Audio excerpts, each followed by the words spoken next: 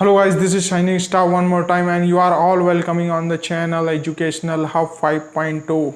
So दोस्तों, this is a surprise for you. This is the basic class of learning English language. या दोस्तों, क्योंकि English language बोलने के लिए हमें इम्पॉर्टेंट है कि हमें इंग्लिश के थोड़े बहुत इन्स एंड आउट्स की जानकारी होना बहुत ज़रूरी है, बिकॉज इन्स एंड आउट्स के बिना you are not able to speak English. After it, this grammar is completed. After it, you will have to be practicing it so much, then you are fluent in English language. So this is your first basic class, and in this class we learn how to make a sentence. क्योंकि English language या दुनिया की कोई भी language है, उसका purpose है कि हम अपने विचारों को व्यक्त कर सकें और सामने वाले के द्वारा विचार को ग्रहण और समझ सकें. और ये जब ही मुमकिन हो सकता है जब पूरा वाक्य हमारे सामने पूरा अर्थ व्यक्त करे. उसी तरह इंग्लिश में सेंटेंस होते हैं, जब सेंटेंस के द्वारा पूरा अर्थ व्यक्त होता है. So this is going to be a good communication. So please subscribe the channel first and share this video as much as you can, because I have a lots of this stuff to share you, and I am going to give you a surety that if you have to watch this session on the regular basis, you will be the Englishman in 2 or 3 months definitely. Please listen to me carefully. You will be the Englishman definitely. So आज हम start करते हैं हमारा basic learning session. इसमें हम sentence देखेंगे कि sentence का फॉर्मेशन कैसा होता है, सिंपल सेंटेंसेस का फॉर्मेशन कैसा होता है. कोई भी सेंटेंस में इंग्लिश के सबसे ज़्यादा मेन सब्जेक्ट, वर्ब और ऑब्जेक्ट होते हैं. इनके बिना अर्थ को पूरा व्यक्त करने में बहुत मुश्किल पेश आती है, इसलिए इन्हें इम्पोर्टेंट कहा गया है. पहले हम देखते हैं कि सब्जेक्ट क्या होता है. इंग्लिश लैंग्वेज में सब्जेक्ट वो होता है जिसके बारे में बात की जा रही हो, या जिसके बारे में बात की जा रही हो, और जो उस वाक्य में डूअर हो, जो उस वाक्य में काम कर रहा हो, जो उस वाक्य में क्रिया परफॉर्मेंस कर रहा हो, और जिसके बारे में बात चल रही हो. जैसे आई एम टीचिंग हेयर, तो इसमें जो सब्जेक्ट हो गया वो आई हो गया. You are listening this video and you are studying, so you इसमें क्या हो गया, दिस इज़ द सब्जेक्ट. उसी तरह वह बहुत बुरा लड़का है, वह बहुत बुरा लड़का है, तो वह बहुत बुरा लड़का मतलब he is a very bad boy, he is a very bad boy, तो इसमें ही क्या हो गया हमारा सब्जेक्ट. वैसे ही हम सी के लिए, कोई भी नाम के लिए, राहुल बहुत अच्छा खिलाड़ी है, तो इसमें सब्जेक्ट राहुल हो गया. और जैसे धीरे धीरे हम दिस का यूज़ करेंगे, दिस का use, this is my book, वो मेरी बुक है, तो इसमें सब्जेक्ट क्या हो गया, दिस हो गया. और अगर कोई वस्तु दूरी पर रखी हो तो हम दैट का यूज़ करेंगे, that's my mobile. So this is the use and this is the subject. उसी तरह अगर हम वर्ब को देखें तो वर्ब क्या होती है, वर्ब होती है क्रिया. वर्ब होती है क्रिया. जो सब्जेक्ट जिस क्रिया को करता है उसे ही वर्ब कहते हैं. जैसे राम इज़ प्लेइंग क्रिकेट, तो इसमें जो एक्शन हो रहा है वो हो रहा है प्लेइंग क्रिकेट. इसमें क्या हो रहा है, राम इज़ प्लेइंग क्रिकेट, वह क्रिकेट खेल रहा है, तो इसमें जो खेलना हो गया, this is called verb. He sit on the table, he sits on the table, इसमें जो सिट्स हो गया, जो उस व्यक्ति की, जो उस पर बैठा है, उसकी अवस्था को बता रहा है, तो ये भी वर्ब हो गया. तो वर्ब क्या क्या हो गया, एक तो एक्शन हो गया, और दूसरा जो अवस्था बता रहा है, उसकी स्टेट को बता रहा है. तो this is called verb. Object, Ram is playing cricket, Ram is playing cricket. जो भी ऑब्जेक्ट जो वर्ब के बाद आया और जिसके ऊपर कार्य हो रहा है उसे हम ऑब्जेक्ट कहेंगे। सब्जेक्ट के लिए हमें कुछ पर्सन्स को याद रखने के लिए ज़रूरत है, जैसे फर्स्ट, सेकंड और थर्ड पर्सन कैसा इसका उपयोग होता है। फर्स्ट पर्सन क्या होता है, फर्स्ट पर्सन क्या होता है, फर्स्ट पर्सन यानी मैं, फर्स्ट पर्सन क्या होता है यानी मैं। और यहाँ मेरे साथ दो लोग और आकर खड़े हो जाएं और जो यहाँ पढ़ाना स्टार्ट कर दें तो यहाँ हो जाएगा हम, we. So this is the plural form of the first person. Singular form क्या हुआ, दिस इज कॉल्ड आई, और प्लूरल फॉर्म क्या हुआ, वी। उसी तरह सेकंड पर्सन क्या होता है, उसी तरह सेकंड पर्सन क्या होता है, सेकंड पर्सन मतलब यू, यू आप, तुम, you are the second person, और इसका प्लूरल फॉर्म भी यू ही होगा, इसका प्लूरल फॉर्म भी यू ही होगा। उसी तरह अगर हम थर्ड पर्सन को देखें तो मेरे और तुम्हारे अलावा जो भी होंगे, मेरे और तुम्हारे अलावा जो भी होंगे, सो this is in the third person.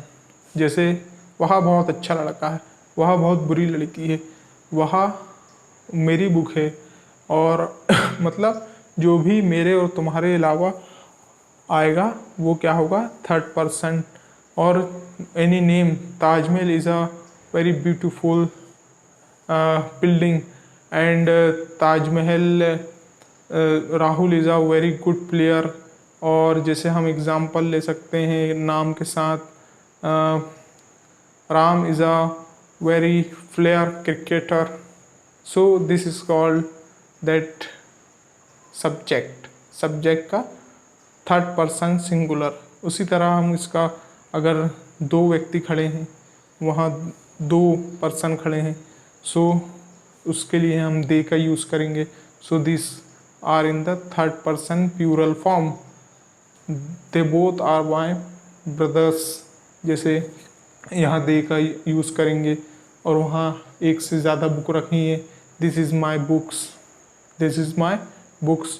So this is the third person plural form. और वैसे ही हम दोस्त का प्रयोग करेंगे जब कोई चीज़ दूरी पर रखी हो और वो एक से ज़्यादा हो, तो उसे हम दोस्त का यूज़ करेंगे। So this is the subject. उसके उसी तरह वर्ब की कुछ चीज़ों को, कुछ वर्ब को हमें याद रखने की आवश्यकता है, जैसे be, do, have. This is the root form of the verb, this is the root form of verb be, this is the root form of the verb do, this is the root form of the verb have। अब इसमें से जैसे ये root है तो इसमें से जब पेड़ निकलेंगे तो ये इस प्रकार से होंगे कि जब हम बी का प्रेजेंट में यूज़ करेंगे तो उसके हम कैसा यूज़ करेंगे, इज एम आर के साथ यूज़ करेंगे। उसी तरह अगर हम उसे पास्ट में ले जाएंगे तो हम वाज वर का प्रयोग करेंगे। जब बी का हम पास्ट में यूज़ करेंगे तो उससे वाज वर से डिनोट करेंगे। उसी तरह अगर हम बी को फ्यूचर में ले जाएं तो हम उसे विल बी से डिनोट करेंगे, उसे हम विल बी से डिनोट कर देंगे।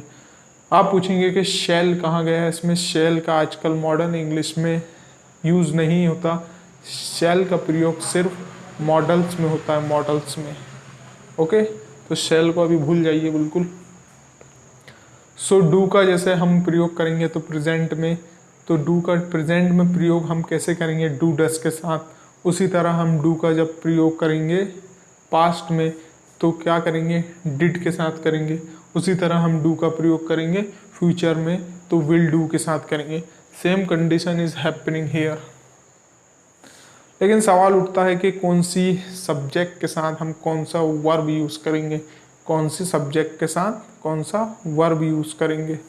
जैसे जैसा मैंने यहाँ लिया कि आई लिया, मैं यहाँ पढ़ा रहा हूँ, तो आई के साथ मैं इज़ लूँगा, एम लूँगा या आर लूँगा। So this is called, so am के साथ हमेशा क्या आएगा, first person singular, first person singular.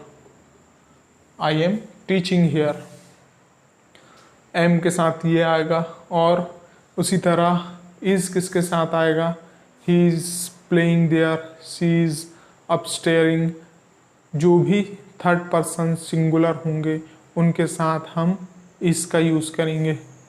Third person singular मतलब ही के साथ हम इसका यूज़ करेंगे, सी के साथ हम इसका यूज़ करेंगे, दिस के साथ इसका यूज़ करेंगे। Any name, Rahul, Shyam, Ram, any name के साथ हम इसका यूज़ करेंगे और दैट के साथ इसका यूज़ करेंगे। उसी तरह अगर हम आर का देखें तो जो भी इनके अलावा बच गया मतलब यू, वी, दे और दिस, दोस, तो हम आर का प्रयोग करेंगे ऑल।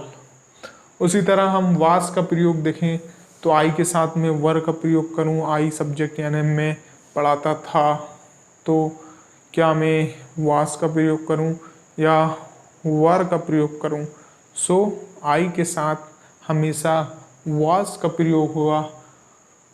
थर्ड पर्सन सिंगुलर और फर्स्ट पर्सन सिंगुलर के साथ हमेशा वास का प्रयोग होगा। और बाकी जो भी रिमेन है यू, वी और सारे दे, दिस, दोस, उनके साथ वर का प्रयोग होगा। उसी तरह हम विल बी के साथ देखें तो विल बी का प्रयोग किसके साथ होगा? सारे पर्सन्स के साथ। सारे पर्सन के साथ विल बी का प्रयोग होगा। I will be the king, I will be the king, you will be the king. So you का प्रयोग आई, वी, यू और बाकी थर्ड पर्सन के सिंगुलर, प्लूरल सभी के साथ विल बी का प्रयोग होगा। उसी तरह हम देखें डस का प्रयोग कहाँ होता है? डस का प्रयोग थर्ड पर्सन सिंगुलर के साथ। थर्ड पर्सन सिंगुलर क्या है? ही, शी, एनी नेम, दिस, तो इनके साथ किसका प्रयोग हुआ? डस का। और जो भी बाकी रिमेन है इसके अलावा तो इसका डू के साथ प्रयोग होगा। उसी तरह हम डिड का प्रयोग देखें। डिड तो सिंपल एक ही वर्ब है, तो सारे पर्सन्स मतलब आई के साथ भी डिड का, वी के साथ भी डिड का, यू के साथ भी डिड का और बाकी सारे पर्सन के साथ डिड का प्रयोग होगा। उसी तरह विल डू का होगा और हैज़ हैव का, जैसे हैज़ हैव का प्रयोग किसके साथ होगा? कौन सी सब्जेक्ट के साथ? थर्ड पर्सन सिंगुलर के साथ हैज़ का प्रयोग होगा और बाकी जो भी रिमेन है उसके साथ हैव का यूज़ होगा।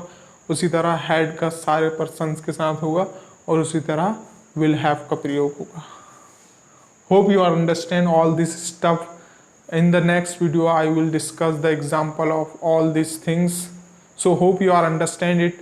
Please subscribe the channel because this is going to be a very availing class for you, and I will give you a surety you will be the Englishman. Tell yourself that I will be the Englishman one day, and you will be. So hope you are understand it. Because आपने देखा होगा कि जब तक हरियाली का तात्पर्य सिर्फ वो बारिश से नहीं होता जब तक ज़मीन उस लायक ना हो, क्योंकि सीमेंटेड रोड पे हम हरियाली नहीं देखते। हरियाली का तात्पर्य सिर्फ बारिश से नहीं होता, उसके साथ वैसी फर्टाइल ज़मीन भी होना चाहिए। इसलिए आपको अपनी ज़मीन खुद तैयार करनी है ताकि जो नॉलेज हम यहाँ से कन्वे करें वो आपको पूरा मिले और आपको सेल्फ ईगरनेस और सेल्फ मोटिवेट होना चाहिए। ये डेस्पेयर थिंग है कि I am the students of Hindi medium, this is despair thing because हमने भी माँ पेट से हिंदी लैंग्वेज सीख कर पैदा नहीं हुए थे, वो हमें सुनकर और देखकर और बाकी व्यवहार, जेस्चर एंड पोस्चर देख के हम सीखें। इसलिए जो हमारी बस खामी ये है कि हम अपने को हिंदी मीडियम का बोलकर सेफ कॉर्नर ले लेते हैं और दिस इज़ ओनली द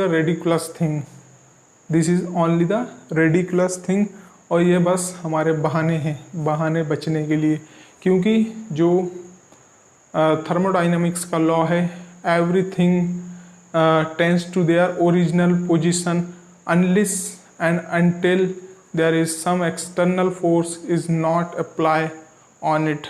जब तक कि हमारे ऊपर एक्सटर्नल फोर्स नहीं लगेगा, मतलब हमारी मेहनत का, हमारे ईगरनेस का, कुछ भी चीज़ को सीखने का, और जब तक कि हम हमारे कंफर्ट जोन से नहीं निकलेंगे we are not able to learn anything, and we are not able to change anything in our life.